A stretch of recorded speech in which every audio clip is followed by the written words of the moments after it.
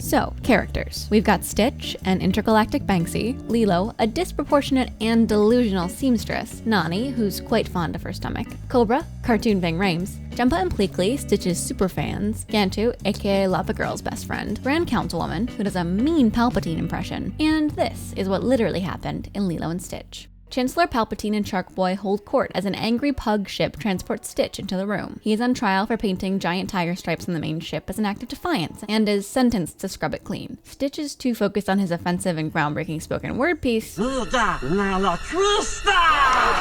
care about what's happening though, so he's caught by surprise when two dinosaurs lock him up. A game of laser tag goes terribly wrong, allowing Stitch to commandeer a ship, while Piglet informs Palpatine that it is headed straight to Earth. A planet called Yarth. Down on Earth, Lilo is confused by the concept of grass skirts. She tries to grow one by watering the ground, fails, and takes her frustration out by biting a ginger, before blaming the water on a cannibalistic fish demigod. Pudge controls the weather. Depressed after tasting soulless flesh, Lilo practices her lip syncing and carpentry skills as Nani tries her hardest to prove to Cobra that really she works better with the mess. Once Cobra leaves, the girls play hide and go seek. The loser has to become a rabbit, but Nani goes easy on Lilo and allows her to stay human. In return, Lilo divulges her secret career as a private investigator. Aren't they beautiful?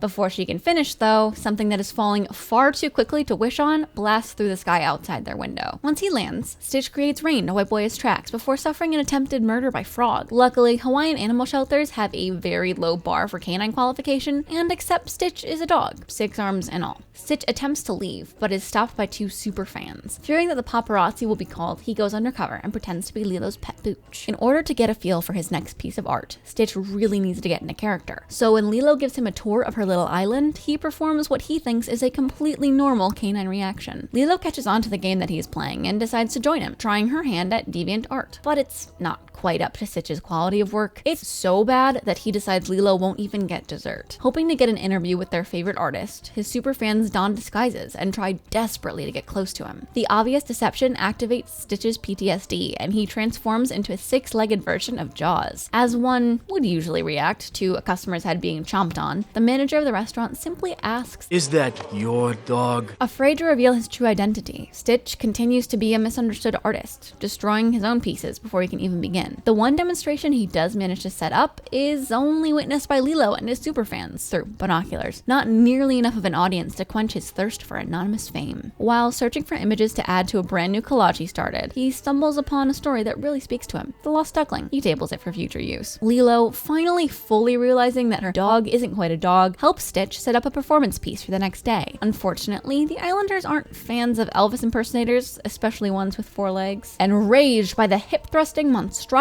before them, they riot. But his superfans, unfazed by his failure, try once more to get close to their idol, and are foiled by water and a guy with fancy hair. Distraught after being so close to his stalkers, Stitch uses this new emotion as inspiration for a new piece based on the lonely duckling, Lost. coming clean to Lilo about his identity. Unfortunately, before they have a moment to really bond over it, Shark Boy finds Stitch and captures the notorious street artist and Lilo. Using a special contortion technique, Stitch escapes the fins of Shark Boy. With no one left to turn to, he's forced to team up with his stalker fans in order to save Lilo. He's very persuasive. In what is remembered to this day as his magnum opus, Stitch cosplays as a volcano, catching up to Shark Boy and saving them all from an explosion. When Chancellor Palpatine finally shows up, she is still set on having Stitch clean his graffiti off her ship. However, thanks to the copy of the United States free speech laws that Lilo keeps in her, he's protected from being taken away. And that is what literally happened in Lilo and Stitch.